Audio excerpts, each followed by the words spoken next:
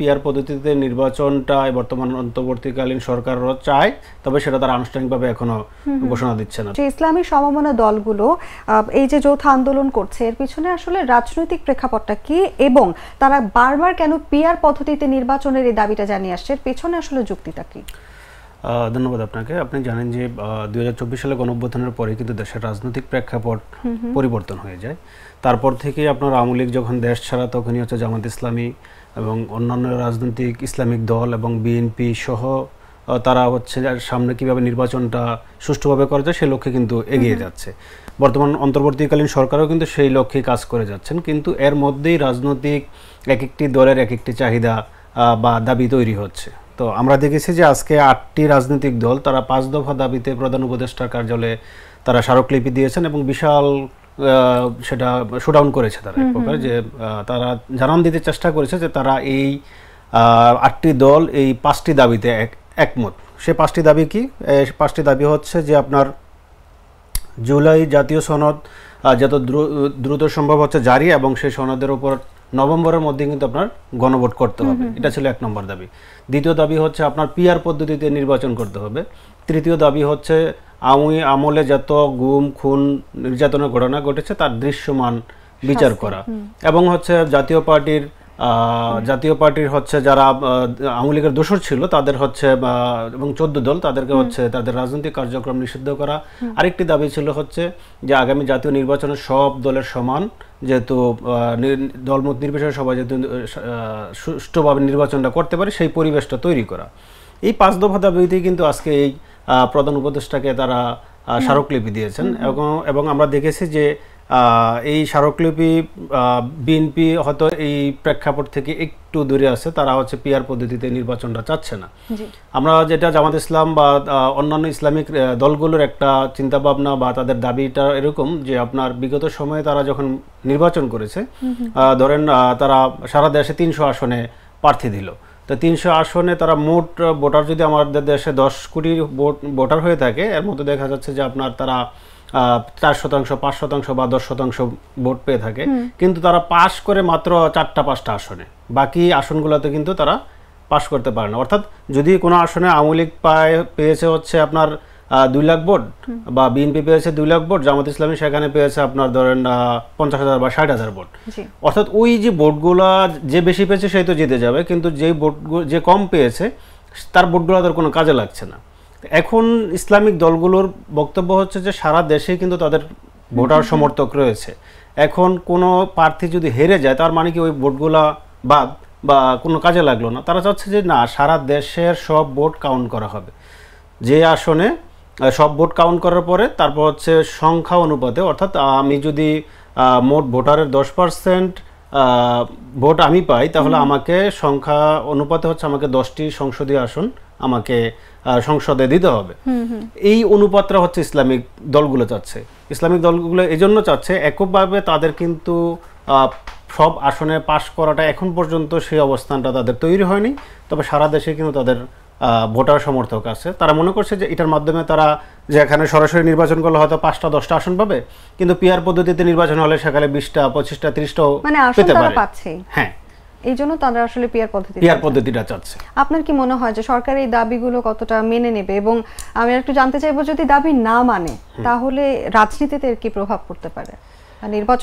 দাবি মেনে নেওয়ার বিষয়ে অন্তর্বর্তীকালীন সরকার এখনো দৃশ্যমান কিছু বলেনি যে দাবি পিআর পদ্ধতিতে নির্বাচন হবে নাকি আগের পদ্ধতিতে নির্বাচন হবে, এটা সুনির্দিষ্টভাবে এখনো ঘোষণা আসেনি। তবে আমরা যতটুকু সরকারের বিভিন্ন উপদেষ্টার বক্তব্য বা বিভিন্ন রাজনৈতিক বিশ্লেষক আছে তাদের বক্তব্য থেকে আমরা জেনেছি যে পিআর পদ্ধতিতে নির্বাচনটা বর্তমান অন্তর্বর্তীকালীন সরকারও চায়, তবে সেটা তারা আনুষ্ঠানিকভাবে এখনো ঘোষণা দিচ্ছে না। তো এখন আজকে যে পরিস্থিতি তৈরি হয়েছে, আজকে ইসলামিক দলগুলো বলেছে যদি আগামীকালের মধ্যে হচ্ছে জুলাই সনদের স্বাক্ষর এবং কি নভেম্বরের মধ্যে গণভোটের সিদ্ধান্ত যদি না আসে, তারা আগামী 11 তারিখে হচ্ছে ঢাকায় বিশাল মহাসমাবেশ ঘোষণা করবে। সেই মহাসমাবেশে সব ইসলামিক দলের যত নেতাকর্মী সমর্থক আছে তারা কিন্তু সেখানে জমায়েত করবেন। সেই দিন হয়তো ঢাকা শহর অচল অবস্থা তৈরি হতে পারে।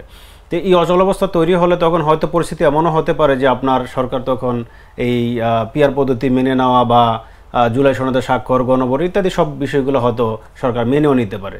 তবে এখানে বড় বাধা হয়ে দাঁড়াবে বিএনপির এখানে বিশাল এক স্বার্থ থাকবে, যেহেতু পিআর সংখ্যানুপাতিক নির্বাচন হলে কিন্তু বিএনপির আমরা যেটা দেখেছি বা জানি যে আপনার তাদের আসন সংখ্যাটা কিন্তু ক্রমান্বয়ে কমে আসবে। তো সেই জায়গাটা মানে সব রাজনৈতিক দলগুলো, সরকার ইতিমধ্যেও বিভিন্ন সময় বলেছে যে আপনাদের সব দাবি দেওয়া কি চাবেন, সরকারের কাছে কি চাচ্ছেন সেটা আপনারা আগে রাজনৈতিক দলগুলো বসে নিজেরা সেটার মীমাংসা করেন, নিজেদের দাবিগুলো আগে এক করেন, আমরা সেটা বাস্তবায়ন করব। কিন্তু আমরা দেখেছি যে ইসলামিক দলগুলোর সাথে হয়তো বিএনপির ওইভাবে বিষয়গুলো নিয়ে সমঝোতা হয়নি। এখন এই দাবিগুলো নিয়ে তাদের দুই দলের বা বিএনপি বলি আর ইসলামিক দলগুলোর তারা দুই ভাগে হচ্ছে তারা আছেন। তো এখন পর্যন্ত সামনে হয়তো পরিস্থিতি আর একটু জটিল হতে পারে। আর ঘোষিত এই যে 5 দফা দাবির মধ্যে কোনটি বাস্তবায়িত হলে রাজনীতির ভারসাম্যে প্রভাব পড়তে পারে এবং কেন, আপনার কি মনে হয়? রাজনৈতিক ভারসাম্য আসলে সম্পূর্ণত সবাই বলে, সব রাজনৈতিক দলের স্লোগান বা তাদের মূল উদ্দেশ্য যে দেশে রাজনৈতিক শৃঙ্খলা, মানুষের কল্যাণে কাজ করা, এগুলো কিন্তু সবাই বলে। আসলে বিএনপির জায়গা থেকে হচ্ছে রাজনৈতিক বক্তব্য দিয়ে থাকে তারা কল্যাণ রাষ্ট্র চায় বা এইটা করতে চায়, জামাত ইসলাম তাদের মতো করে বলে। তো সবার চাওয়ার মূল বিষয় হচ্ছে যে একটা সুষ্ঠু নির্বাচন, সেই সুষ্ঠু নির্বাচনটা পিআর পদ্ধতিতেও হতে পারে, অথবা পিআর পদ্ধতি ছাড়াও যদি বিকল্প উপায়ে আগে যে নিয়মে হচ্ছে নির্বাচন হয়ে আসতো সেভাবে যদি হয়তো নির্বাচন হয়, দেশে সেই শান্তি শৃঙ্খলাটা অনেকটাই আসবে। তো এখন নির্ভর করবে যে আমরা আমাদের দেশে যারা রাজনৈতিক নেতা আছেন, রাজনৈতিক দলগুলো আছেন, তারা আসলে কিভাবে যাচ্ছেন। এখানে বড় একটি গ্যাপ আছে, হয়তো আওয়ামী লীগ থাকলে পরিস্থিতিটা আর একটু ভিন্ন ধরনের হয়ে যেত। এখন যেহেতু তারা 5 আগস্টের পরে এখন তাদের রাজনৈতিক সংগঠনের কার্যক্রম নিষিদ্ধ, আর অধিকাংশ নেতাই এখন দেশের বাইরে, তাদের এখানে অংশগ্রহণ করার তো সেই সুযোগটাও আমরা দেখছি না। যদিও এই ইসলামিক দলগুলোর 5 দফা দাবির মধ্যে একটি দফা হচ্ছে যে আওয়ামী লীগের কার্যক্রম বা 14 দলের কার্যক্রম হচ্ছে নিষিদ্ধ করা। তো এখন শান্তি শৃঙ্খলা যেটাই আমরা বলি না কেন, সব কিছু নির্ভর করবে রাজনৈতিক দলের কর্মসূচিগুলোর উপর, যে আগামী তাদের কর্মসূচি কী থাকবে, তারা আবার তাদের দাবিগুলো কী থাকবে, সম্মিলিত দাবি, আর তখন সরকার তাদের দাবিগুলো কিভাবে মেনে নেয় বা কিভাবে বাস্তবায়ন করে সেটার উপর নির্ভর করবে দেশের ভবিষ্যৎ শান্তি শৃঙ্খলা। আসলে শান্তি শৃঙ্খলা তো আমরাও চাই ফিরে আসুক, কিন্তু এর মধ্যেই কিন্তু ইসলামী সমমনায় 8 দল বলেছে যে শুক্রবারের মধ্যে যদি জুলাই সনদের আদেশ না হয় তাহলে তারা জনস্রোত নিয়ে নামবে রাস্তায় এবং মহাসমাবেশ করবে। ইসলামী দলগুলোর এই ধরনের হুঁশিয়ারি আসলে কি ধরনের বার্তা বহন করছে আপনার কি মনে হয়, এবং এটি রাজনীতিতে আসলে কি ধরনের প্রভাব ফেলতে পারে? আপনি জানেন যে বাংলাদেশের সংখ্যানুপাত অনেকেই বলে যে 90% মুসলমান, যদি 90%ই ধরি, তো আপনার এই 90% মুসলমানের মধ্যে ইসলামিক কেন্দ্রিক অর্থাৎ ইসলামিক দল কেন্দ্রিক কিন্তু জনসমর্থন অনেক। এখন 8টা রাজনৈতিক দল, শুধু জামাত ইসলাম না, জামাত ইসলাম একা হলে একটা অংশ, জামাত ইসলামের সাথে আমরা দেখেছি অন্যান্য আর 8টা রাজনৈতিক দল, 7টা রাজনৈতিক দল হচ্ছে যোগ হয়েছে।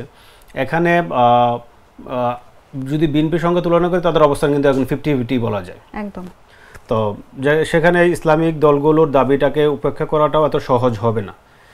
তো সহজ না হওয়াতে আমার মনে হচ্ছে, বা আমরা যেটা বুঝি যে আপনার এখন 2 রাজনৈতিক দল যদি এক হয়ে যে কোনো একটা সমাধানে আসে, যে কোনটা হবে, পিআর হবে না আগের নিয়মে হবে, এটা সিদ্ধান্ত আসলে সবচেয়ে সহজ হবে। অন্যথায় ইসলামিক দলগুলোর যে দাবি, তারা কিন্তু সেই দাবিতে অনড় থাকবে। আমরা বিগত সময়ে আরেকটা জিনিস দেখেছি যে আপনার যে কোনো রাজনৈতিক কর্মসূচিতে ইসলামিক দলগুলো কিন্তু পিছপা হয় না, তারা আন্দোলন সংগ্রামে গেলে জীবন দিতেও দ্বিধা করে না, তাদেরকে তৈরি করা হয় এইভাবে। আর তাদের কর্মসূচিতে ধরেন আজকে সোহরাওয়ার্দী উদ্যানে একটা সমাবেশ হবে, তারা বলবে যে আজকে আমাদের এখানে 10,000, 50,000 বা 2 লাখ মানুষ হবে, ওই 2 লাখই কিন্তু হয়। অন্যান্য রাজনৈতিক দলের ক্ষেত্রে কি হয়, সেটা কিন্তু ভাড়া করে লোকান্ত হয়, আমরা দেখেছি বিভিন্ন সময়। তো ইসলামিক দলের যে প্রভাবটা, সে প্রভাবটা তাদের আছে বলেই, তাদের সেই অবস্থান আছে বলেই কিন্তু তারা এই দাবিগুলো করছেন এবং এই হুঁশিয়ারি বা হুঙ্কার যেটাই বলি আমরা, তারা দিচ্ছেন। একদমই তাই, এবং আমাদের আসলে প্রত্যাশা থাকবে দেশে শান্তি শৃঙ্খলা ফিরে আসুক এবং নির্বাচনটা সুষ্ঠুভাবে হোক। আপনাকে অসংখ্য ধন্যবাদ আমাদের সঙ্গে আলোচনায় যুক্ত থাকার জন্য। আপনাকে ধন্যবাদ। লাল সবুজের দেশে নতুন রঙের বেশে ঘরে বাহিরে সাজানো বলকে, রেইনবো রেইনবো রেইনবো পেইন্টস রে, সাশ্রয়ী দামে দেয়াল রাঙায়, রেইনবো সবার রং সবার ঘরে ঘরে, rainbow Rainbow Paints, the color of joy.